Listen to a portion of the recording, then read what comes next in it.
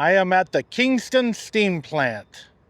And while I'm here, I'm going to give you a couple of fishing spots around this steam plant, and I'm going to talk about the dark history of it after. Now, right now, two of the best fishing spots are closed off. They added this giant metal bridge to allow trucks to get over to where they're building a gas plant. That point next to that bridge where the exit water comes out is an excellent place to catch catfish.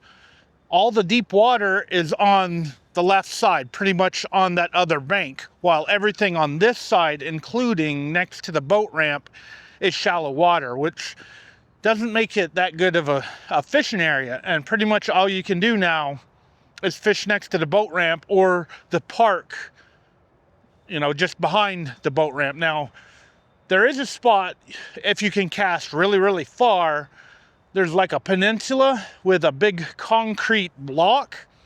If you can do a Catfish Dave cast, you might be able to catch catfish there pretty good. And that's where Catfish Dave has actually caught fish before as well. Now, one of the other spots that got closed off, I don't even know if you can see it on the camera, there's a gate back there.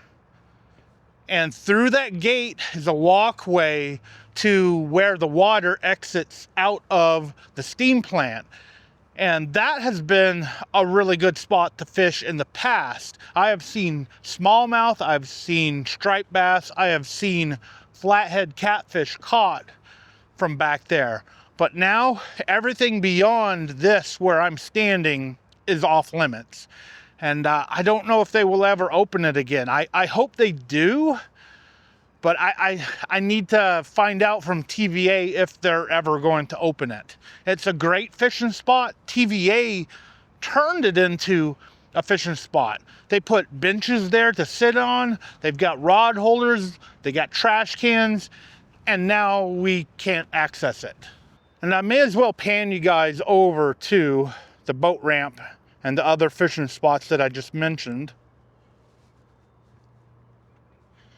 Okay, camera. If the camera behaves. All right. Yep. Camera is not behaving, but there's the peninsula and the boat ramp behind me. Here's a better look without it being blurry behind me.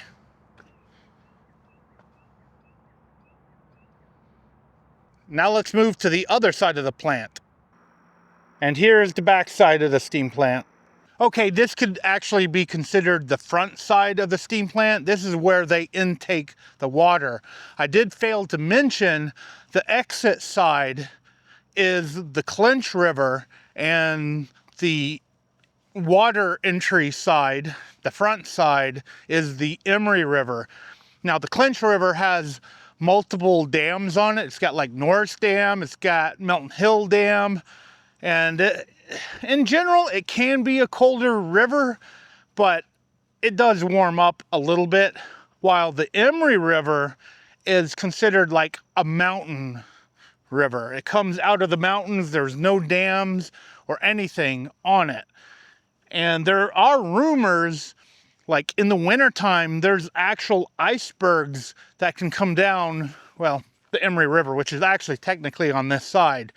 There is a lot of like backwater area here, and tons of fishing back here, all kinds of fish and all of this backwater. And behind me is a point that I'm quite sure Catfish Dave has fished before too. And it is the closest point or spot to deeper water if you want to get to the river channel for bigger catfish. Still, up and down the shore on both sides is good fishing. Now, before I start talking about the dark history of this steam plant, I will say that I am a little bit surprised. I knew they were working on that area where the boat ramp is on the other side. And they changed the road, they changed everything. They even fixed the boat ramp. I have launched boats at that old boat ramp, and damaged my trailer. And I'm kind of glad that they finally fixed it. But in exchange, they fixed the boat ramp. They closed off a good area to fish from the bank. I really do hope they reopen it someday, but I don't know. The way the area looks now, the chances of that happening are probably going to be pretty low. And I know there's a lot of people, some of you probably have memories from fishing that spot. It was a good spot. In fact, when the steam plant let out warm water, it was an excellent wintertime spot. The shad and everything would come in there, and you know, everything else would be chasing the shad. Excellent place to fish. And then new regulations happened and they no longer put out warm water. They only raise it a few degrees, and that doesn't really attract much. Now, the current itself does attract fish, and they say in the summertime, spring to summer, you can, you know, have a good time fishing the steam plant. Now I'm going to talk about the dark history of the steam plant.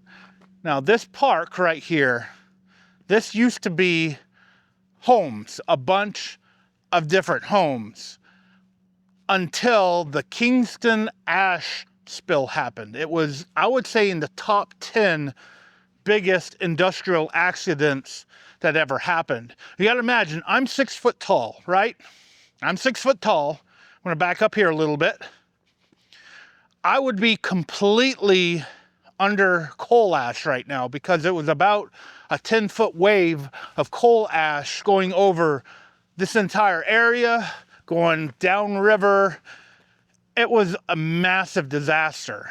It took out these homes, made them, you know, uninhabitable. They tore them down, what was left of them, and turned it into a park.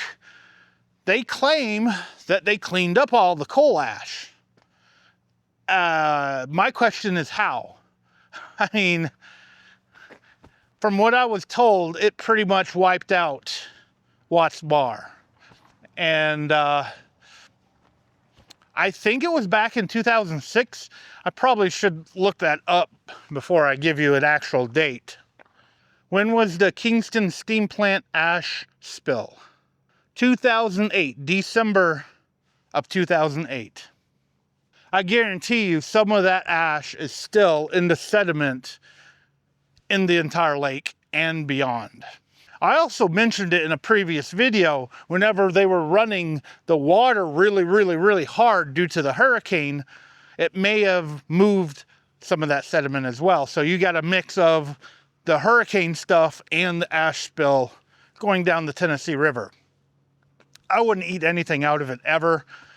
There were advisories about not touching the water in some places as well, especially back then and during the hurricane upriver. And where does everything go?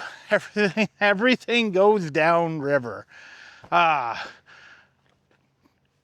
So at least, you know, we can fish, we can touch the water. Swimming in it, I would avoid swimming in it. I would avoid, you know, skiing or doing whatever in it, although people are still going to do it.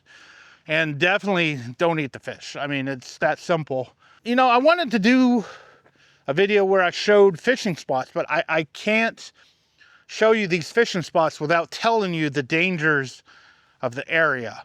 And that may even scare people away from my guide service. I guide around here.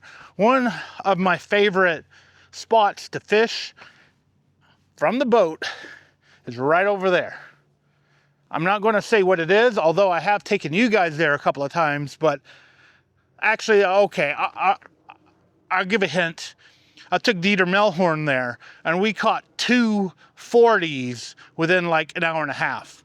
He was completely impressed, and for me, it was a complete guess at the time. I didn't know where the catfish were at the time, and I was like, oh, let's just go over there. And we did, and we popped 2 40s.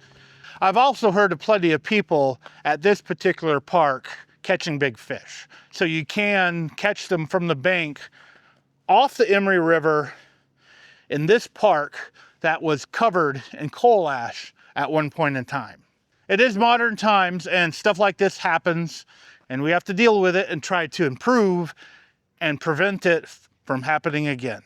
Now, I do hope you may have learned something new about my area, and feel free to fish these spots. I mean, it is all public land, and you know, why not?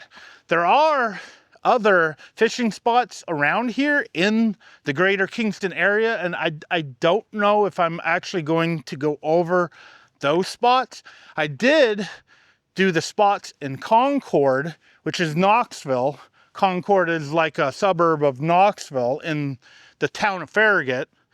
And I showed you a bunch of spots there. I had a couple of people saying, you know, I'm spot burning, although those are all public places. I mean, I get asked all the time, what's a good place to fish in Knoxville? Go to Concord. There's a ton of fishing spots. There's piers, there's bank fishing, there's everything there. And even here, in this general area, is fewer than Concord. But if I moved out to the greater Kingston area, there's a lot more places to fish. And I might not do a video of it because some of these places, some people consider as their secret spots, but a lot of people already know about them, like me. But like I said, out of courtesy, I may not do it. If you really, really want me to do it, leave a comment below. Or simply watch some of my previous videos, because I have fished at every single spot in Kingston on this YouTube channel. The majority of my trophy blue catfish were caught in this general area as well, helping me get Master Angler Level 1 in the Tennessee Angler Recognition Program. And to be honest, after hitting Master Angler Level 1, I watched the quality of fish around here go downhill. And it's not because of overfishing. I blame the pay lakes for that. Thankfully, it's recovering, and hopefully the pay lakes won't come back and do it again. Now, as always, I want to thank you for taking your time out of your day to actually watch this video. I really, really appreciate it. And now, I'm going to try to go fishing and maybe catch a carp. I've actually tried 3 times already to catch a carp and have failed. I've been skunked at 3 different spots where I've caught carp before in the past. So I don't know what I'm going to do. I think I'll go below Milton Hill Dam and try that spot for carp, unless it rains, because the rain is heading this way and supposedly it's going to rain all week. So I may end up doing more videos like this in the future. And like I said, I don't know if it will be more Kingston spots, but who knows? Stay tuned. Make sure you're subscribed. And thanks again for watching. I hope to see you next time.